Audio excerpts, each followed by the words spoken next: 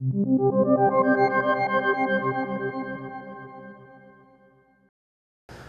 majority of the rock pick usage, and our most popular one, is going to be our rock pick with a carbide trimming head and cutting blade on the back of it. So we'll take a look at some more practical usages of that next. And this hammer has a carbide insert on the front. That's a solid piece of carbide to give the whole head of the hammer better wear characteristics and performance when working with natural stone. And then the back of it also has a carbide insert on the back. So to kind of demonstrate the practical use of this, I've also brought in our thin stone veneer Hardie, which can be used as a pressure point on the bottom of trimming thinner stone, definitely for thin stone veneer, but it's not a bad tool to have around if you're doing thinner types of patio stone, wall stone, where you really just want to try to create a nice pressure point on the base of the stone when you're trimming it with one of these lighter duty hammers. So here we have a variety of stone that's on the thin side. It's generally any stone that is on this kind of thinner range of thickness is going to have fairly uniform bed grain to it, and it's going to want to split pretty naturally along that bed grain. So that's also, going to be a challenge because there's not a lot of material there, and your cuts are going to naturally want to run along the bed grain. So it can be kind of a trick to trimming this particular stone. Sometimes you end up with protrusions that are a little unpredictable, but when you're working with this thickness of stone, that's really where the rock pick excels. And if I wanted to remove this protrusion from this particular stone, maybe I'm working higher up in a higher course of a wall, and I just really want this one to fit in there where I'm working with much smaller scale stones. So to remove that, you can either strike it from the top or strike it from the side. And it's really going to kind of depend on the stone and your familiarity with it.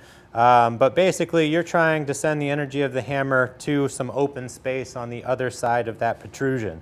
So for me, I'm going to choose to strike it from this top side. I'm going to use the edge of the trimming head to do that. And that's just going to clean up pretty nicely. And now I have a face of the stone that's nice and square. Has a little bit of a wonkiness here. If you wanted to, you could come back and try to clean up some of those flat spots to make the stone a little bit more workable or presentable in the face of a wall. Or if this was being used as thin stone veneer, you have a much more uniform perimeter of that stone that'll hopefully fit into the space that you're trying to work with. Similarly, we have another kind of saw cut from a piece of scrap on a patio job that some local masons were doing. And here, maybe you want to use this as a wall stone. It's going to hide this saw cut anyway, but you still want to remove this protrusion of stone. Similar fashion, you're going to choose to try to cut it from this side, moving to the open space behind it. And here we have kind of a nice, even, kind of dead blow surface of sand to help absorb some of the energy of that blow. And now I have a much more uniform face there. And I was using the back blade to score a line and snap that stone off.